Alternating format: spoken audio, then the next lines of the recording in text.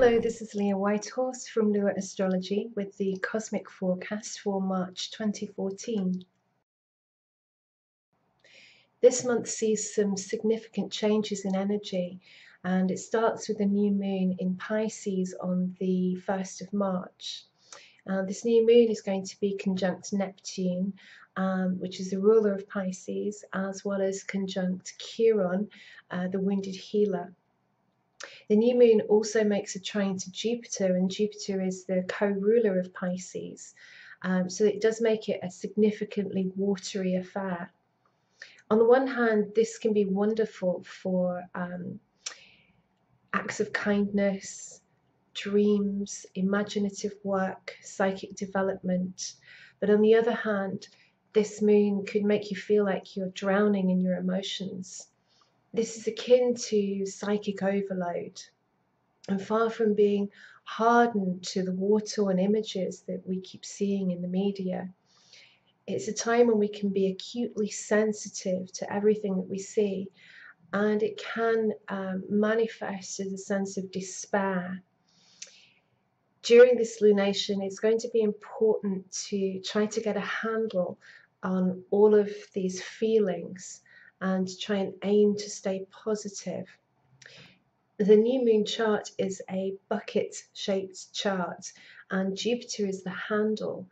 And Jupiter is ever the optimist. So we must keep hoping for the best amidst the worst.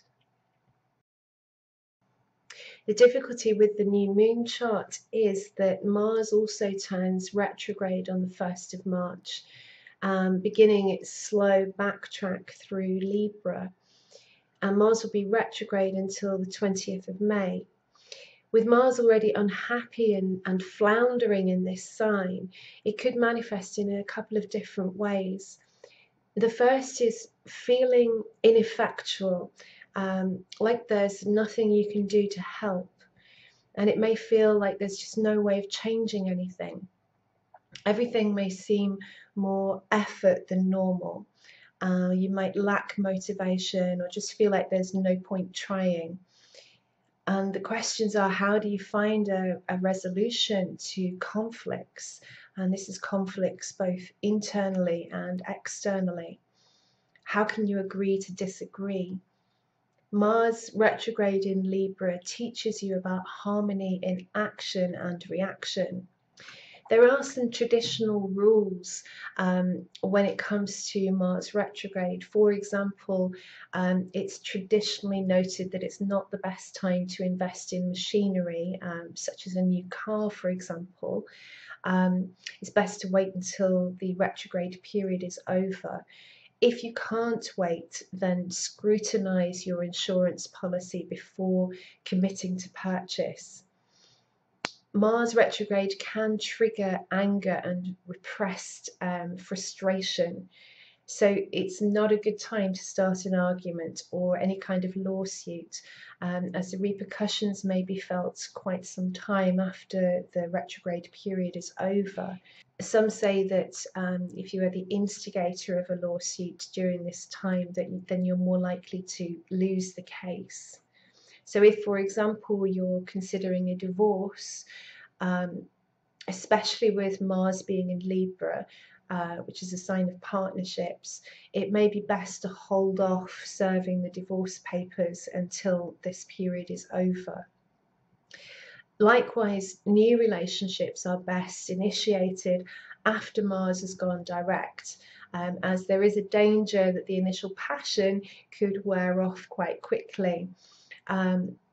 However, I think this does apply more to sudden attractions rather than slow burning romances that are honestly motivated.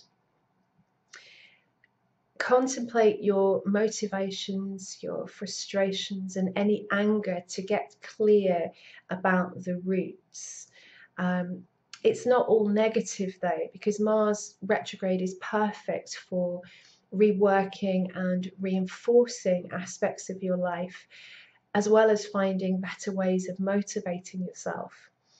If you've expended a lot of energy on something recently and you're not seeing the results, it's now when you can cut your losses or plan a better form of attack. It's a really good time to recharge your batteries and renew your passion in life and find ways to be more productive so that you can achieve your goals. Now, if it wasn't enough with Mars retrograde, we also have Saturn and Vesta stationing retrograde on the 2nd of March. With Vesta backtracking through Libra, the cosmos also raises questions about what you are devoting your time and energy to. Vesta's retrograde period, along with Mars, may reaffirm or question your dedication to a cause or a project or a relationship. Transiting Saturn will station retrograde in Scorpio. Now, when Saturn goes retrograde, I kind of think of him as in schoolmaster mode, where he issues you a test to see how much you've learned so far. Saturn is about your sense of responsibility and duty and commitment. And the retrograde cycle is a time to restructure your responsibilities, especially if you've been feeling really weighed down. Rather than taking on new commitments, Saturn pushes to ensure that you have the time and energy for those that you've already taken on board, and helps you to reorganize. Saturn retrograde may highlight what you don't know and what you need to know. And it also tends to highlight your current limitations. It's important not to get downhearted if you're feeling stretched, because Saturn is showing you what's left to learn, as well as giving you some space to grow and develop. So with Scorpio relating to things that are hidden and taboo and somewhat feared, you may be challenged to confront some old fears and that limit your self-growth. So really during this time, it's kind of time to teach those old inner demons a lesson or two. Saturn retrograde in Scorpio is about finding emotional strength. Now, if all this backward motion is getting you down, there is a little respite from Jupiter, who stations direct on the 6th of March. So whilst there are some tensions in the skies, Jupiter encourages remaining in a positive frame of mind. It's about having faith in yourself and in the universe. With Jupiter stationing direct in Cancer, comfort yourself with the belief that things will turn out for the best in the end. There's a full moon in Virgo on the 16th of March, so there's an emphasis on tying up loose ends and putting everything in order. This lunation is sextile to retrograde Saturn, which really puts the focus on work. An awkward sesquiquadrate to Venus may trigger a feeling of wanting to make it all okay for someone else. Sometimes this aspect can manifest as an overreaction. With the moon in Virgo, it can be a tendency to just try and do too much for someone else, or to feel as though that you should have done something more to make it better. The key is really to just focus on the task at hand and to work to the best of your abilities. Virgo is a sign of humility, so it's not about trying to be everything to everyone. It's simply about offering the best that you can do in your current circumstances, and no one expects any more from you. So silence your inner critic. Now, Virgo is a sign of health and well-being, so this is a good time to consider how you're taking care of your body. Virgo is opposite the sign Pisces, so this axis reminds you that the body is the temple for the soul. With the full moon sesquiquadrate to Venus, there can be a tendency to want to eat and drink whatever you like and ignore the consequences. The sextile to the full moon from retrograde Saturn, however, does encourage you to think first and to be a little more discerning about what you consume and how you treat your body. Mostly, it's about treating your body with the respect that it deserves. The sun's ingress into Aries on the 20th of March kickstarts a new astrological year. It's also International Astrology Day, so it is a perfect time to have a look at your chart, read an astrology book, schedule a reading with an astrologer, or sign up for an astrology course. The sun's entry into Aries also marks the spring equinox in the northern hemisphere, so the day and the night are equal in length. It's equi, which is equal, and nox is night. After this date, the days will grow longer. Already, even as I'm making this video, I've got daffodils and crocuses flowering on my balcony, and there's birds coupling in the trees. So spring is definitely in the air.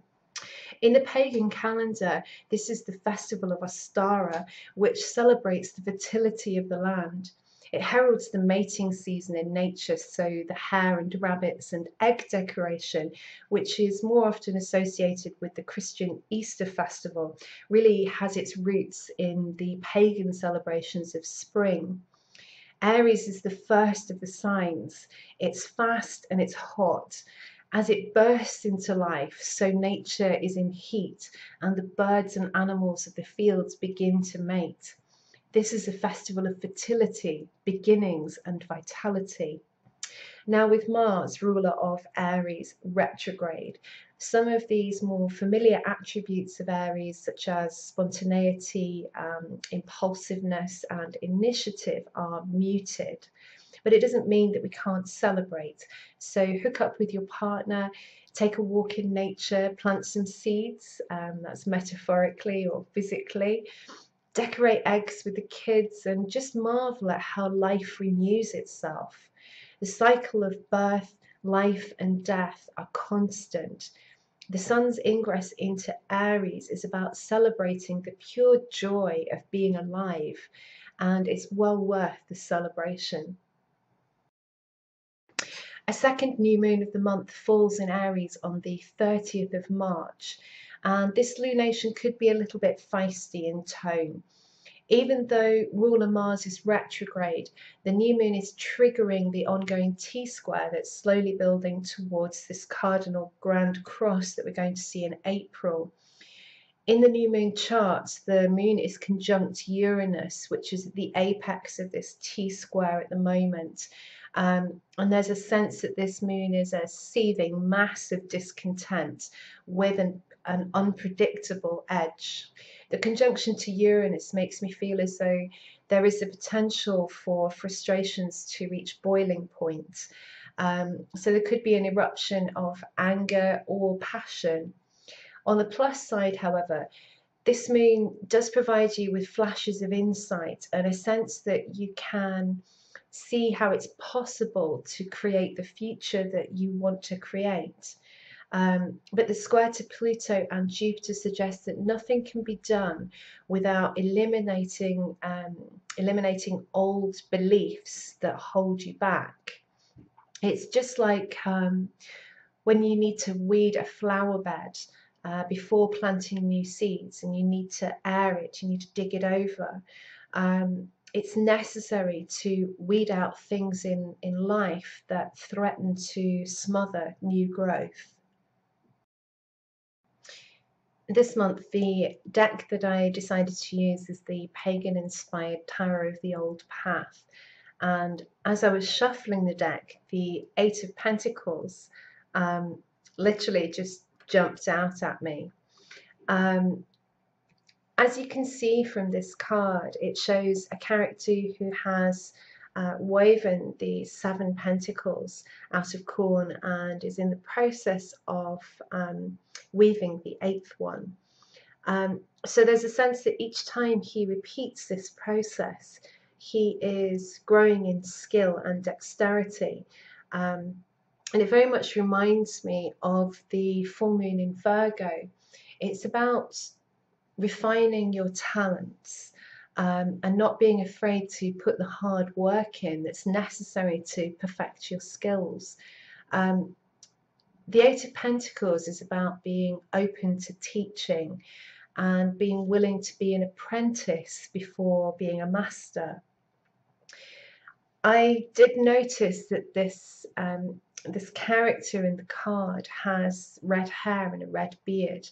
And one of the stereotypes of being a redhead is rather like the pure Aries persona, which is always being in a hurry and being impatient and quick-tempered. But it is obvious from the card that in the process of making these pentacles, he's had to slow down, and it's been necessary to do that, to take the time to do it correctly.